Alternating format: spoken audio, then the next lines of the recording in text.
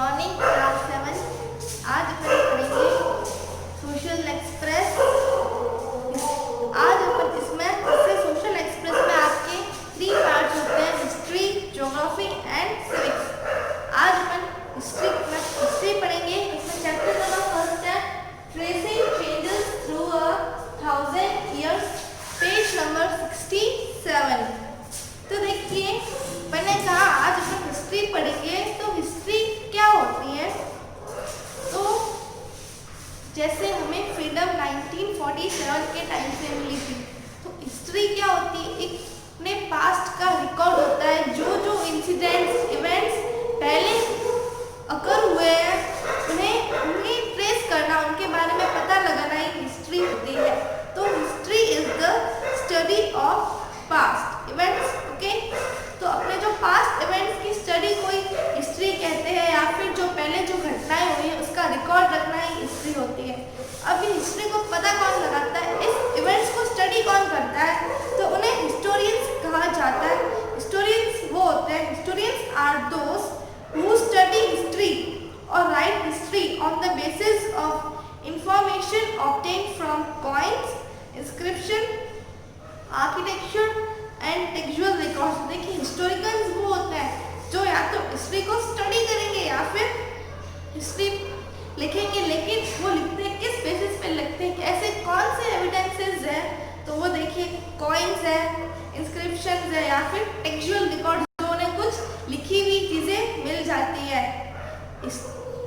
To make the study of history easier, the time is divided into 3 parts. तो देखिए, इतनी history है, उसको ट्रेस करना काफ़ी इजी नहीं होता, तो उसको इजी बनाने के लिए हमने क्या किया, उस हिस्ट्री को भी 3 पार्ट्स में डिवाइड कर दिया। सबसे पहला एंशिएंट, फिर मेडिवल एंड मॉडर्न पीरियड। तो देखिए, ताकि अपन को इजी हो। अगर आपसे कोई पूछे एंशिएंट पीरियड क्या होता है, एंशिएंट पीरियड के बारे में बताओ, तो आपके दिमाग में वो इंसिडेंट्स आ जाएंगे जो उसमें एंशिएंट पीरियड के ड्यूरिंग अकर हुए थे।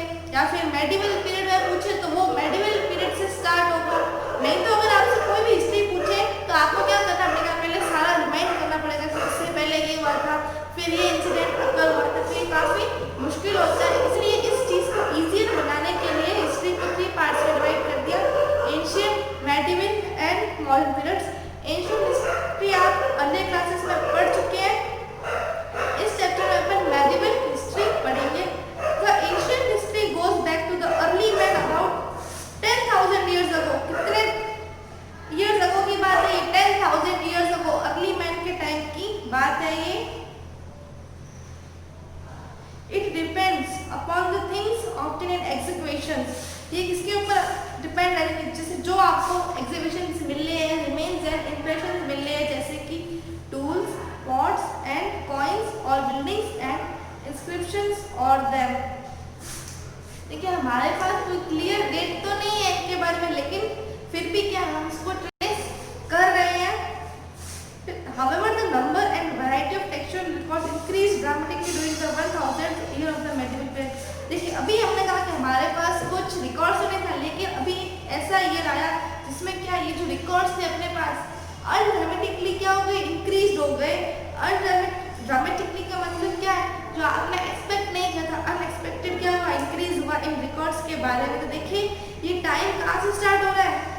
700 टू 1750 सीई। सीई का मतलब होता है कॉमन एरा और क्रिश्चियन एरा। फिर है मॉडर्न पीरियड, कहाँ से कहाँ तक होता है? 1715 सीई के से लेके प्रेजेंट तक का जो टाइम होता है वो मॉडर्न एरा होता है। तो देखिए, मॉडर्न एरा का मतलब ये तो नहीं, अगर आपसे कोई मॉडर्न वर्ड कहे तो आपके दिमाग में यही होगा कि जिससे कुछ टेक्निकल डेवलपमेंट होगा और ज़्यादा कुछ ना कुछ मॉडर्नाइज्ड होगा। लेकिन इस मॉडर्न पीरियड का मतलब ये नहीं है, ये तो जस्ट क्या है, टाइम फ्रेम है।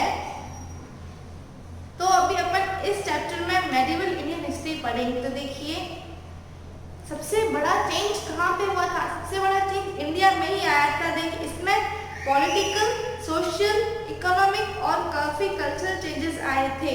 तो देखिए, मेडिवल पीरियड स्टार्ट कहाँ से हो रहा है?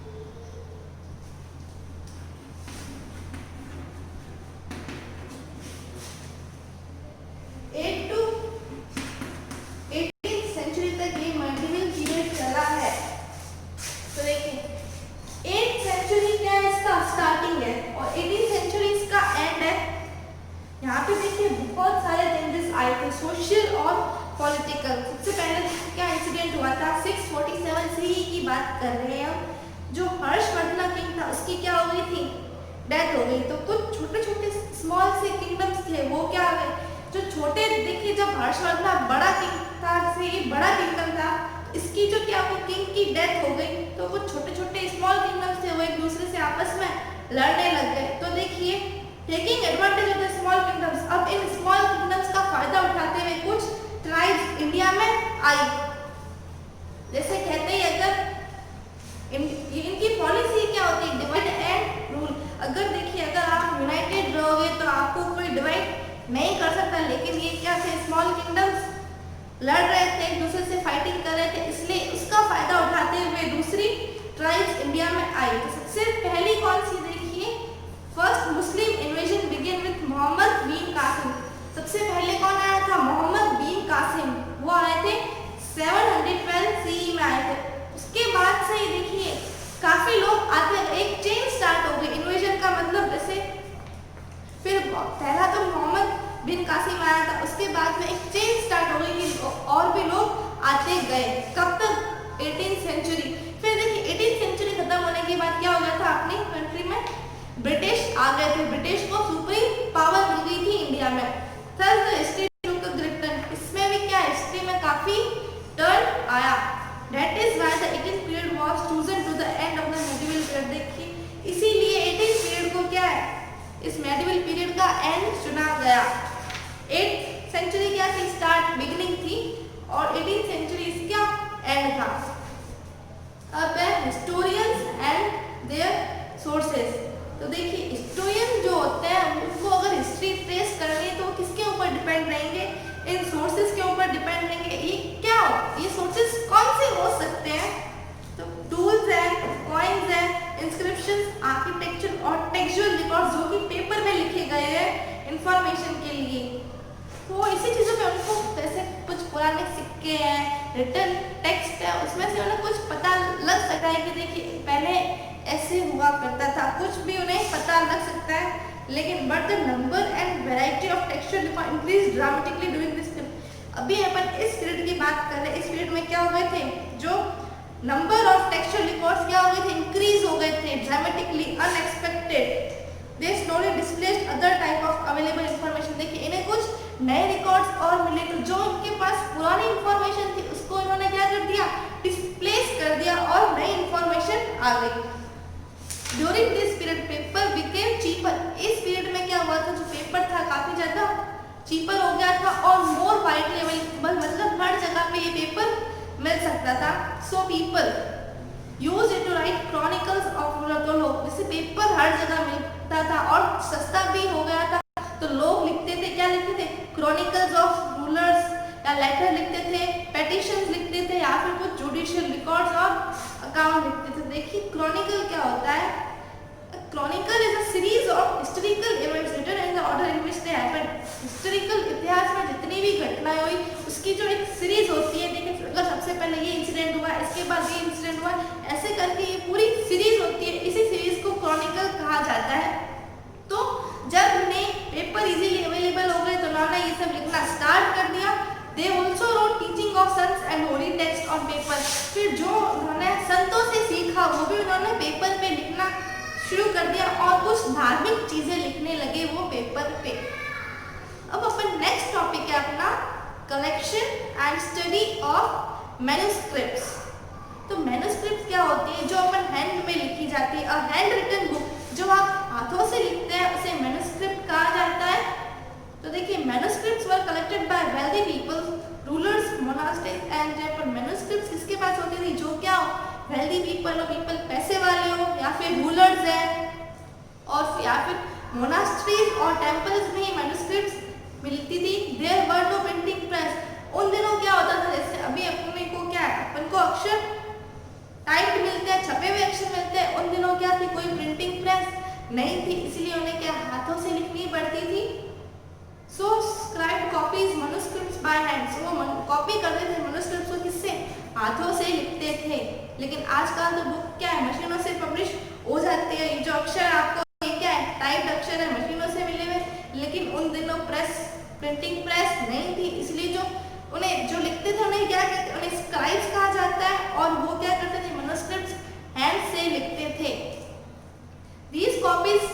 and rarely the original manuscripts and documents were placed in libraries and archives। ये जितने भी फिर कॉपीज थी ना, जैसे जो आपने लिखी, ये आपको काफी मुश्किल से ही मिला करती थी लाइब्रेरीज में और आर्chives में। देखो आर्chive क्या होती है? Archive is a place where manuscripts and documents are stored, जहाँ पे मैन्युस्क्रिप्ट्स और डॉक्यूमेंट स्टोर किए जाते हैं उस जगह को आर्चिव कहा जाता है। तो ये जो मैन्युस्क्रिप्ट्स की कॉपीज बनाई है इन्होंने हाथ से लिखी है, ये क्या काफी रेयर, बहुत ही कम, मतलब मुश्किल से ही मिला करती थी लाइब्रेरी और आर्चिव में नाउअडेज। लेकिन देखिए आजकल क्या होता है, हर गवर्नमेंट या स्टेट गवर्नमेंट के पास क्या होते हैं? आर्चिव होते हैं अपने ऑफिशियल रिकॉर्ड या फिर ट्रांजैक्शंस लिखने के लिए। लेकिन अपन उस टाइम की बात कर रहे हैं जहाँ पे आर्चिव में भी डॉक्यूमेंट्स और मॉन्यूमेंट्स मैन्युस्क्रिप्ट्स नहीं होती थी।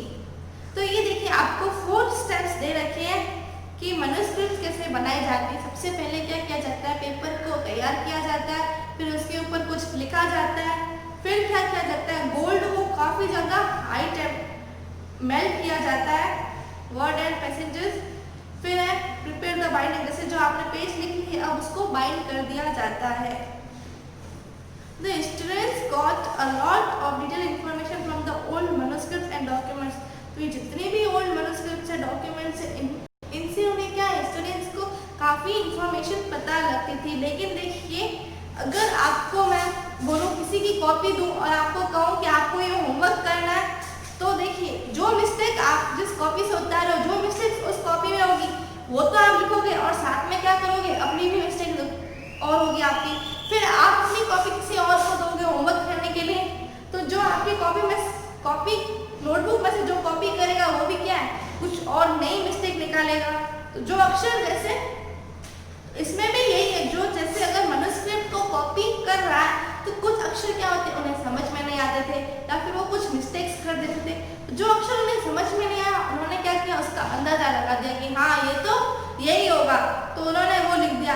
फिर उनकी मैन्युस्क्रिप्ट को किसी और ने कॉपी किया, उन्हें वो कोई अक्षर समझ में नहीं आया, उन्होंने क्या कर दिया? अपने गैस से लगाया, पता लगाया कि गैस किया कि ये तो ये अक्षर होगा। फिर अगर उनका और किसी ने कॉपी किया, उनको भी कुछ वर्ड समझ में नहीं आया, उन्होंने कोई मिस्टेक कर दी, उन्होंने भी फिर गैस लगाया कि हाँ ये तो ये होगा। तो देखिए ऐसे एक मैन्युस्क्रिप्ट से कितनी ज्यादा मिस्टेक्स हो रही, कितने एरर हो रहे हैं यहाँ पे। तो as original of the manuscript of the author is rarely available today. आजकल देखिए क्या जो ओरिजिनल मैन्युस्क्रिप्ट है वो तो नहीं मिलेगी, सब अपन को क्या मिलेगी? उसकी कॉपीज मिलेगी। देखिए अब उस कॉपीज को क्या कहते हैं? जैसे एक मैन्युस्क्रिप्ट आई, फिर उसकी दूसरी मैन्युस्क्रिप्ट आई, तो वो क्या होगा? उसका नया वर्जन हुआ। Version is a copy of a book or document that has been changed so slightly it is slightly different. अभी मैंने आपको बताया जैसे अपन क्या करते हैं, फिर थोड़ा जो पहले लिखा हुआ था उससे अपन ने क्या कर दिया? चेंज कर दिया अपने अकॉर्डिंग। तो वर्जन क्या होता है? वो उस कॉपी होती है उस बुक की जो क्या है आपने थोड़ी सी जैसी पहले थी वैसे तो नहीं, आपने थोड़ा सा उसके अंदर चेंज कर दिया। On occasion authors revised their chronicles at different times and the historians did not even know the existence of the other and they have to depend entirely on the one version which is available। अब देखिए जैसे जो historians है history को trace कर रहे हैं, तो अभी नया वर्जन आया, अभी वो उसके ऊपर डिपेंडेंट है, फिर जब नया वर्जन आएगा तो उसके ऊपर डिपेंडेंट है। तो जैसे जो उनके पास वर्जन अवेलेबल है उनके ऊपर उनको डिपेंड रहना पड़ता है। लेकिन ऐसा तो है नहीं कि एक वर्जन आया अपन उसी को सच मानेंगे, जो दूसरा वर्जन आया उसको भी देखेंगे, कोई और वर्जन होगा उसको भी देखेंगे, फिर अपन कंक्लूजन निकालेंगे कि क्या हिस्ट्री जो उस इंसिडेंट को अपन ट्रेस करेंगे तो आपको पता चलेगा जैसे क्या इंसिडेंट हुए थे और कौन सा वर्जन सही है। The historians try to reconstruct the past with the help of clues provided by both textual and archaeological sources। तो देखिए जो उन्हें क्लू मिले हैं इससे टेक्सचुअल जो लिखे हुए थे या फिर आर्कियोलॉजिकल सोर्सेज जैसे कॉइन्स है, कुछ टूल्स है, इनसे जो उन्हें क्लू मिले हैं उसको फिर वो क्या करते हैं? वापस रिकंस्ट्रक्ट करते हैं, उस हिस्ट्री को पूरा ट्रेस करते हैं। अब अपन पढ़ेंगे मेकिंग ऑफ मैप्स। जैसे कोई ट्रैवलर्स है या फिर कोई बाहर से आया हुआ है, begin to write the account of the journey. जैसे आप कहीं पे बाहर गए तो आपने क्या किया? आपने जो जर्नी ट्रेवल की आपने उसके बारे में लिखा, तो इससे क्या होगी? आपकी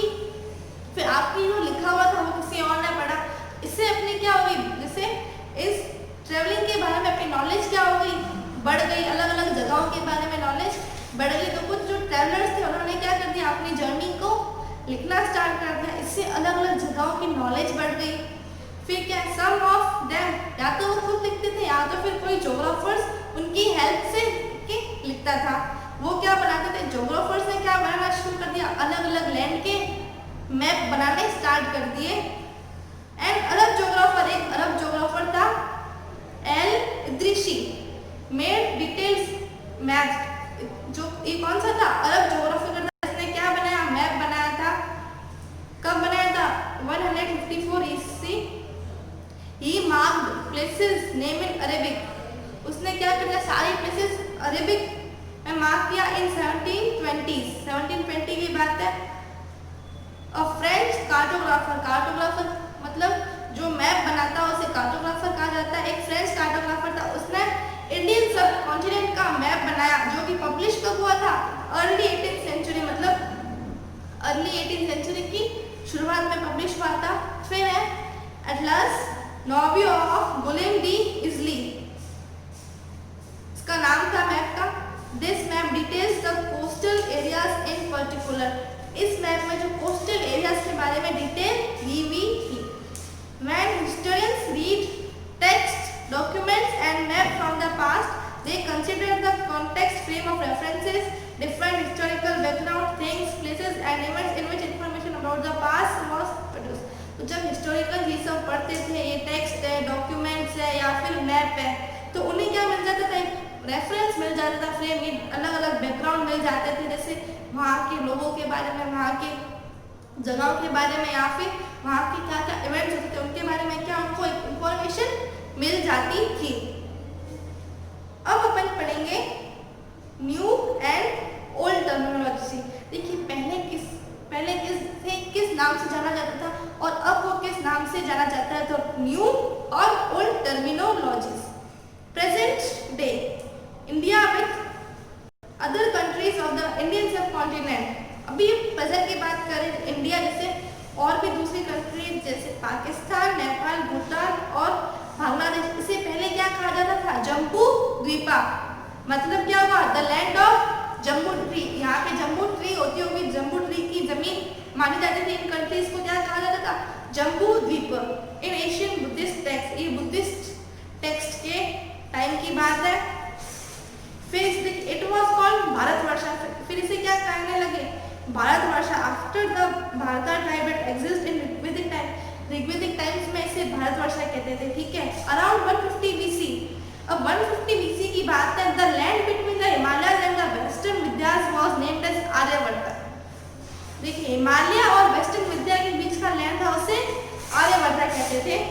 कब की बात है, 150 BC की। The Persians use the term Sindhu which they pronunciated as, फिर जो पर्शियन थे सिंधु को क्या पढ़ते थे, Hindu. Thus they called Sindhustana place, that is the land across the river Sindhu और हिंदुस्तान। फिर देखिए उन्होंने सिंधु स्थान, मतलब जो सिंधु की जो प्लेस है उसको उन्होंने किस नाम से कहने लगे, Hindustan. The land across the Sindhu river, Sindhu river के जो आसपास का जो लैंड है उसे क्या कहने लगे, Hindustan. The river Sindhu was also called Indus और Indos, रिवर सिंधु को इंडस भी कहा जाता था और इंडोस भी कहा जाता था। So the Greeks called the land Indi, तो ग्रीक्स ने इसका नाम क्या रख दिया, इंडी। फिर the Arab called it Hind, अरब उसे क्या बोलते थे, Hind. And it was much later when the British used the word, फिर ब्रिटिश ने इसका नाम क्या रख दिया, इंडिया। पहले इंडी, अरब ने इसको इंड रखा, ब्रिटिश ने क्या कर दिया, India, India. From the above description we can see the different names emerge from Greek grammar and meanings, status concept। तो देखिए अपन ने क्या पढ़ा, इसमें अलग अलग लोग, जितने भी अलग अलग लोग आए, सबने क्या किया, अलग अलग नाम लिख दिया, जैसे उनकी ग्रामर लैंग्वेज थी उसी के अकॉर्डिंग उन्होंने उसका नाम लिख दिया और अलग अलग मीनिंग निकाले उसके। जैसे हिंदू, सिंधु स्थान को उन्होंने क्या कह दिया, हिंदुस्तान। फिर पढ़ेंगे इन द 13th सेंचुरी की बात कर रहे हैं, मिनज ई सिराज जो क्या था, एक क्रॉनिकल था, who wrote in Persian, उसने पर्शियन में लिखा था। किस किस के बारे में लिखा था, areas of Punjab, Haryana and the land between the Ganga and the Yamuna by the term, उन्होंने हिंदुस्तान में से ये इन एरियाज को क्या कहा था, उन्होंने हिंदुस्तान कहा था। He used the term for the part of subcontinent under the rule of Delhi Sultan, but the term never included South India. उसने ये एरियाज इंक्लूड किए थे, लेकिन उसने क्या किया, साउथ एरिया को इंक्लूड नहीं किया था। फिर इसका सेकंड पॉइंट है, in the 14th century poet Amir Khusro, पहले अपन 13th सेंचुरी की बात की, अब अपन पढ़ेंगे 14th सेंचुरी की बात है। अमित खुसरो था, उसने किसको यूज किया, word Hind, and in the early उसने हिंद यूज किया, लेकिन अर्ली 16th सेंचुरी की बात है, बाबर ने क्या यूज किया, हिंदुस्तान यूज किया, ताकि जिससे क्या वो फना, मतलब जो एनिमल्स की जो प्रजाति होती है उन्हें फना कहते हैं। बहुत सारे एनिमल का जो जिस एरिया में बहुत सारे एनिमल होते हैं, एनिमल स्पीशीज को फना कहा जाता है, तो उसने क्या यूज वर्ड किया, हिंदुस्तान वर्ड यूज किया। इसका पॉइंट थर्ड है, however though the idea of a geographical and cultural entity like India did exist, the term Hindustan was not used in the political and national meaning of today, that is India the modern state। लेकिन जो ये Hindustan word था, ये क्या है, political और national meaning में use नहीं किया था। अभी अपन इसको क्या बोलते हैं, India. Similarly, Indian subcontinent also does not mean India today the modern nation state, rather it means South Asia। अगर आपसे जैसे इंडियन सबकॉन्टिनेंट में ये जो मॉडर्न नेशनल स्टेट है, इसका मतलब क्या है, साउथ एशिया सब कॉन्टिनेंट।